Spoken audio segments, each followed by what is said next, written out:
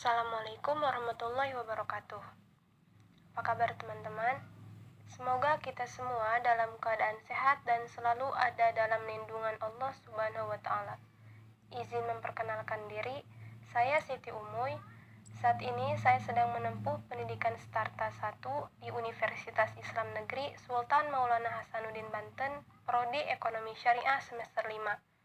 Nah, pada kesempatan kali ini kita akan sama-sama belajar tentang manajemen pemasaran syariah. Di era 5.0 ini, perdagangan semakin cepat dan hasil yang didapatkan pun sangat menggiurkan. Banyak orang bersaing di dalam perdagangan demi mendapatkan keuntungan yang memuaskan. Selain itu, kemunculan teknologi yang semakin canggih di era ini membuat arus perdagangan sangat cepat dan sangat mudah diakses oleh banyak orang. Bukan hanya yang memiliki modal besar saja. Perdagangan yang cepat ini, jika tidak terdapat peraturan yang adil, akan mengakibatkan adanya kecurangan dan kezaliman di dalam sistem pemasaran tersebut. Maka dari itu, mempelajari dan menerapkan manajemen pemasaran syariah di dalam pemasaran menjadi sangat wajib bagi setiap orang, bahkan non-muslim sekalipun. Hal ini untuk mencegah adanya sistem goror atau penipuan dalam sistem pemasaran syariah. Lalu, apa sebenarnya yang dimaksud dengan pemasaran? Pemasaran dalam bahasa Inggris disebut dengan marketing. Pemasaran atau marketing adalah suatu keseluruhan sistem yang terjadi di dalam bisnis yang bertujuan untuk memuaskan, merencanakan, menentukan harga, mempromosikan, dan memenuhi kebutuhan-kebutuhan pelanggan. Sedangkan manajemen berasal dari kata to manage, yang bermakna mengatur. Pengaturan dilakukan berdasarkan proses dengan kerangka kerja berdasarkan urutan dari fungsi-fungsi manajemen itu sendiri. Nah, lalu apa pengertian pemasaran Islam atau pemasaran syariah?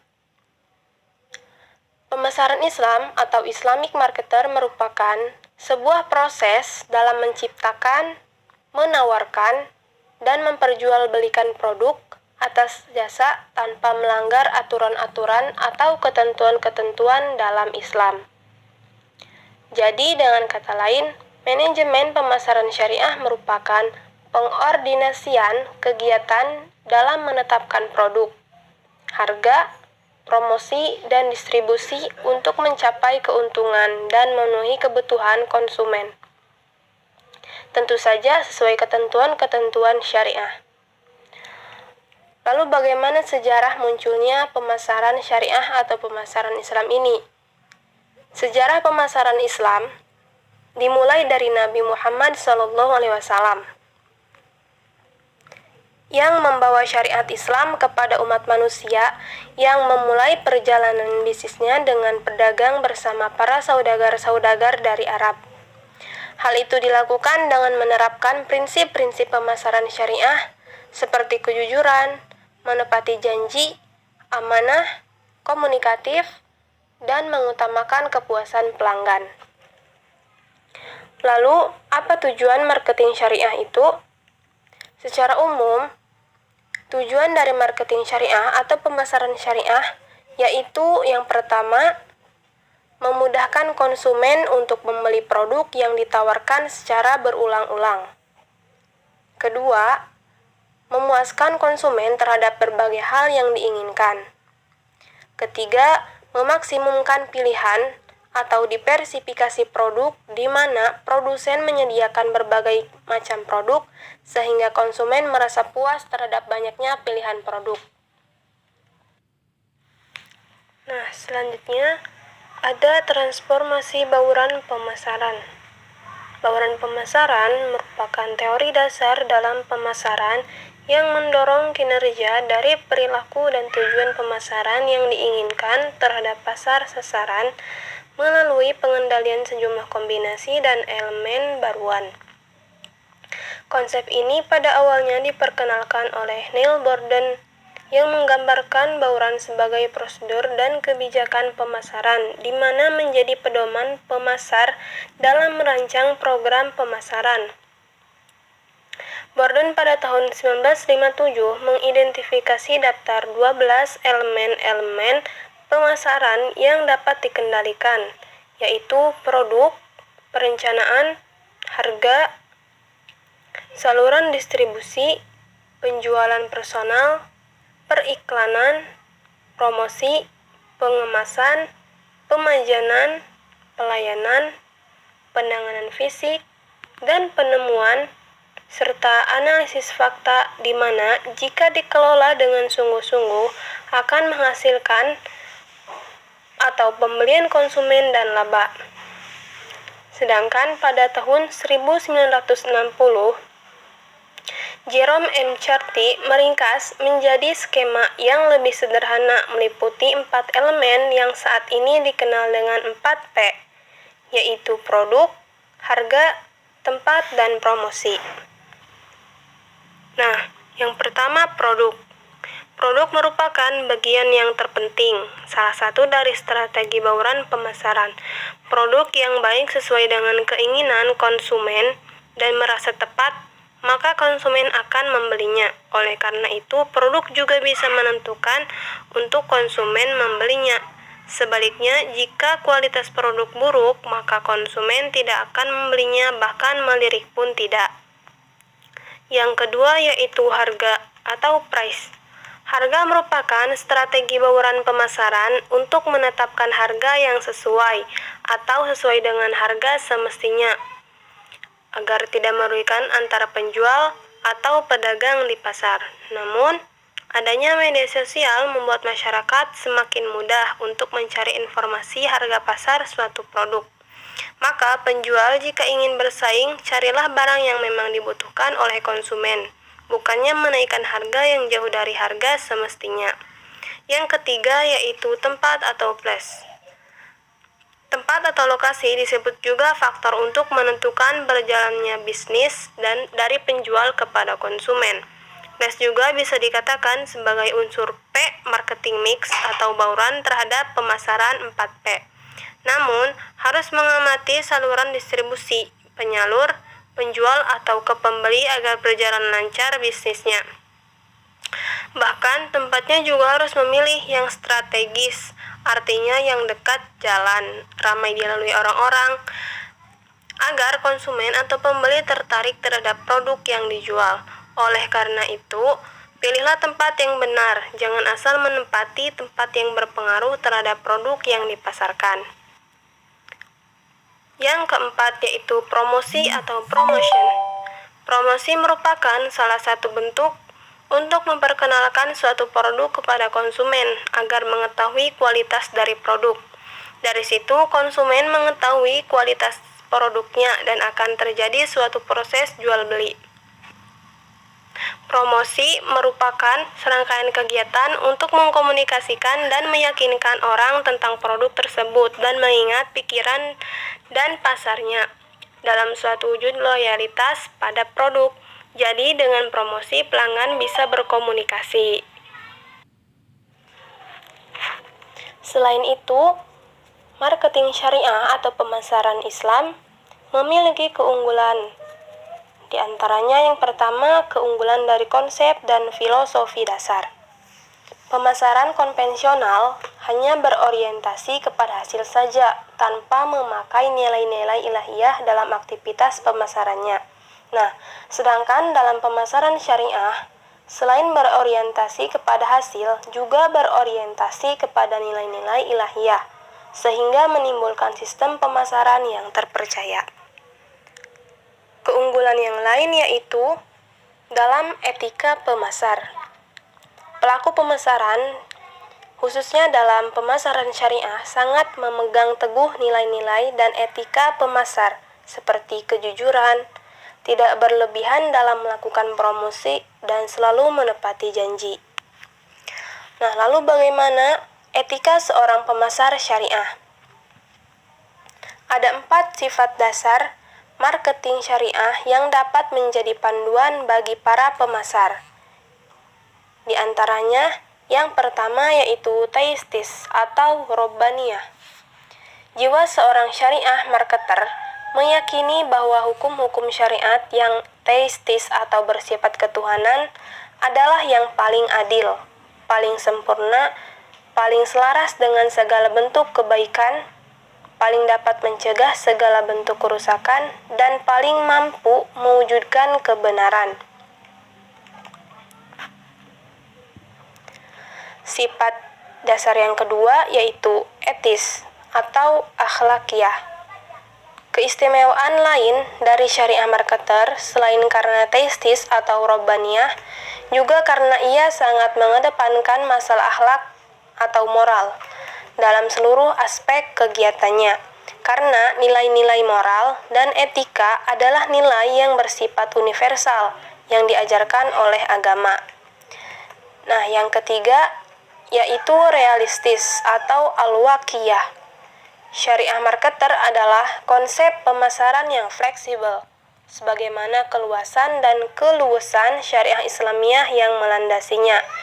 Syariah marketer adalah para pemasar profesional dengan penampilan yang bersih, rapih, dan bersahaja. Dan yang terakhir yaitu humanistis atau insaniyah. Keistimewaan syariah marketer yang lain adalah sifatnya yang humanistis atau universal, yaitu bahwa syariah diciptakan untuk manusia agar derajatnya terangkat, sifat kemanusiaannya terjaga dan terpelihara. Nah, teman-teman, etika digunakan untuk mengarahkan agar perdagangan umat muslim sesuai dengan aturan Islam. Terdapat macam-macam etika atau aturan yang harus dimiliki dan ditegakkan oleh pedagang muslim agar aktivitas yang dilakukannya tidak sia-sia dan insya Allah membawa kebaikan bagi diri sendiri dan juga masyarakat. Seorang pemasar atau pedagang Islam hendaknya memiliki akhlak atau etika dalam aktivitas perdagangannya. Nah, lalu bagaimana contoh dari etika seorang pemasar syariah? Yang pertama yaitu memiliki kepribadian spiritual ataupun takwa. Tentu saja, seorang muslim haruslah bertakwa. Nah, yang kedua, berkepribadian baik dan simpatik, atau bisa dikatakan dengan kata lain yaitu sidik. Yang ketiga, berlaku adil dalam berbisnis atau al-adl. Sifat yang keempat yaitu melayani nasabah dengan rendah hati. Yang kelima, selalu menepati janji dan tidak curang atau tahfif. Yang selanjutnya yaitu jujur dan terpercaya atau amanah. Dan yang terakhir, tidak suka berburuk sangka. Nah, sifat-sifat yang disebutkan tadi merupakan sifat-sifat yang harusnya dimiliki oleh seorang pemasar syariah. Lalu, sebagai seorang pemasar, terkhusus pemasar syariah, tentu kita harus memahami sasaran ataupun pangsa pasar. Lalu apa pengertian dari pasar? Tentu teman-teman langsung terlintas bayangan transaksi jual beli antara penjual dan pembeli. Pengertian dari pasar yaitu tempat bertemunya antara penjual dan pembeli yang melakukan transaksi barang atau jasa. Pasar telah ada sejak awal peradaban manusia. Pasar merupakan sebuah mekanisme pertukaran barang dan jasa yang alamiah. Dalam Islam, pasar sangatlah penting dalam perekonomian. Pasar telah terjadi pada masa Rasulullah dan Khulafaur Rasyidin dan menjadi sunatullah yang telah dijalani selama berabad-abad. Nah, adapun jenis-jenis pasar, yaitu diantaranya ada jenis-jenis pasar menurut fisiknya. Yang pertama, pasar konkret atau pasar nyata. Pasar nyata adalah tempat pertemuan antara pembeli dan penjual melakukan transaksi secara langsung. barang yang diperjualbelikan juga tersedia di pasar. Contohnya pasar sayuran, pasar buah-buahan, dan pasar tradisional. Yang kedua, yaitu pasar abstrak atau pasar tidak nyata, yaitu terjadinya transaksi antar penjual dan pembeli hanya melalui telepon, internet, dan lain-lain berdasarkan contoh barang. Contohnya pasar modal. Nah, adapun jenis-jenis pasar menurut barang yang diperjualbelikan.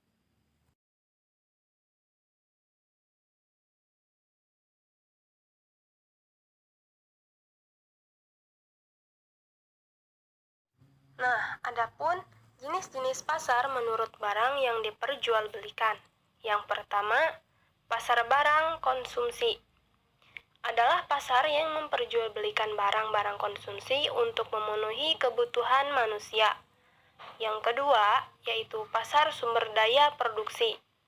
Adalah pasar yang memperjualbelikan faktor-faktor produksi, contohnya seperti tenaga kerja, tenaga ahli, mesin-mesin, dan tanah. Lalu apa yang disebut dengan pangsa pasar atau sasaran pasar?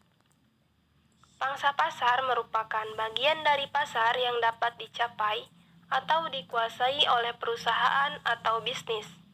Pangsa pasar dibedakan atas dua jenis, yaitu yang pertama, pangsa pasar atau market share, dan pangsa pasar relatif. Pangsa pasar dapat menjadi salah satu dari indikator daya tarik suatu segmen pasar. Semakin besar pangsa pasar, maka semakin menarik pasar tersebut, dan semakin besar peluang bisnis di pasar tersebut. Nah, sebagai pemasar syariah atau sebagai pedagang, tentu kita harus memahami karakteristik para pembeli yang bertransaksi dengan kita. Adapun karakteristik antara pembeli pria dan pembeli wanita itu tentu berbeda. Yang pertama yaitu pembeli pria. Pembeli pria memiliki ciri-ciri. Yang pertama, dia mudah terpengaruh oleh bujuk rayu penjual, terutama oleh pelayan wanita. Nah, mungkin hal ini sudah lumrah ya. Yang kedua, sifat dari pembeli pria yaitu kurang sabar ketika membeli suatu produk, sehingga sering tertipu oleh penjual yang nakal. Pria memang cenderung tidak suka bertele-tele dan selalu terburu-buru. Nah, ini merupakan salah satu kekurangan dari pembeli pria. Yang ketiga, sifat dari pembeli pria yaitu kurang suka berbelanja terlalu lama. Mereka akan segera menyudahi transaksi jual beli jika memang kebutuhan yang dia inginkan sudah didapat. Lalu, bagaimana kita sebagai pemasar syariah menghadapi pembeli pria? Yang pertama yang harus kita lakukan yaitu melayani pembeli dengan cepat tanpa harus banyak bicara. Ini berkenaan dengan sifat laki-laki yang tidak suka bertele-tele. Yang kedua, pembeli yang diberikan terbatas, ada hal-hal yang ditanyakannya. Lalu kemudian, usahakan agar pembeli membeli suatu produk yang dirasakannya cocok. Jangan sampai pembeli menyesal, sebab tidak akan kembali lagi ke toko tersebut. Lalu kemudian bagaimana karakteristik pembeli wanita? Nah, pembeli wanita memiliki ciri-ciri antara lain. Yang pertama, tidak mudah terpengaruh oleh bujuk rayu penjual. Perempuan cenderung selektif dan cerdik dalam memilih dan memilah produk yang akan dia beli. Bahkan, perempuan bisa berjam-jam hanya untuk memilih satu produk. Yang kedua, lebih tertarik pada corak, warna, bentuk, dan model. Sifat pembeli wanita yang kedua yaitu lebih tertarik pada corak, warna, bentuk, dan model. Karena perempuan cenderung menyukai hal-hal yang lebih mencolok, serta dia sangat memperhatikan model yang sedang tren saat ini. Lalu kemudian yang ketiga, pembeli wanita lebih mementingkan gengsi dan status sosial. Dan yang terakhir, menyenangi hal-hal yang bersifat romantis daripada yang objektif. Tentu ini sudah menjadi hal lumrah bagi para perempuan yang semakan perasaan. Lalu bagaimana kita sebagai pemasar syariah dalam menghadapi perilaku pembeli wanita? Yang pertama yaitu melayani dengan penuh perhatian dan kesabaran. Jadi para pemasar syariah dalam menghadapi pembeli wanita harus sabar. Yang kedua, menggunakan trik-trik penjualan yang menarik perhatian seperti obral, diskon, atau bonus. Karena memang perempuan cenderung lebih mengutamakan diskon, bonus, serta obral. Dia sangat tertarik pada hal-hal yang berbau seperti itu.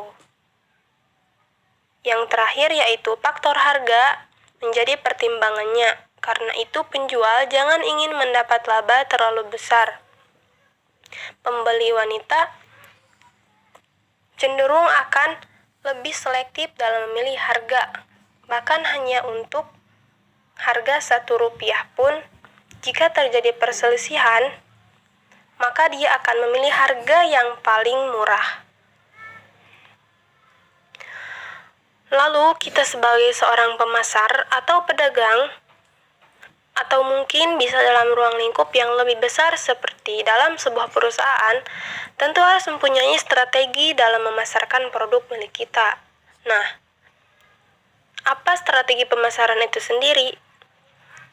Strategi didefinisikan sebagai suatu proses penentuan rencana para pemimpin puncak yang berfokus pada tujuan jangka panjang organisasi, disertai penyusunan suatu cara atau upaya bagaimana agar tujuan tersebut dapat dicapai. Lalu, hal apa saja yang perlu dipertimbangkan dalam proses menyusun strategi pemasaran? Di antaranya yaitu mempertimbangkan unsur strategi pemasaran itu sendiri. Unsur strategi pemasaran diantaranya yang pertama yaitu segmentasi pasar. Segmentasi pasar merupakan tindakan mengidentifikasi dan membentuk kelompok pembeli atau konsumen secara terpisah. Masing-masing segmen konsumen ini memiliki karakteristik, kebutuhan produk, dan bauran pemasaran tersendiri. Segmenting berguna untuk mengkelompokkan mereka pada satu kesatuan. Pengelompokan tersebut menjadi fokus sasarannya. Yang kedua yaitu targeting. Targeting adalah suatu tindakan memilih satu atau lebih segmen pasar yang akan dimasuki. Proses ini mempertimbangkan segmentasi nasabah dan kesesuaian produk yang ditawarkan. Dan yang terakhir yaitu positioning. Positioning merupakan proses menentukan posisi produk sedemikian rupa sehingga pasar ataupun nasabah yang menjadi sasaran mengenal tawaran dan citra khas perusahaan. Nah, itulah teman-teman. Tadi kita sudah membahas mulai dari pengertian manajemen pemasaran, heuristik, pembeli sampai dengan cara menyusun strategi pemasaran. Semoga apa yang saya sampaikan bisa bermanfaat bagi teman-teman yang menyaksikan, dan sampai bertemu kembali di lain kesempatan. Saya Siti Umuy pamit undur diri. Terima kasih atas waktunya. Assalamualaikum warahmatullahi wabarakatuh.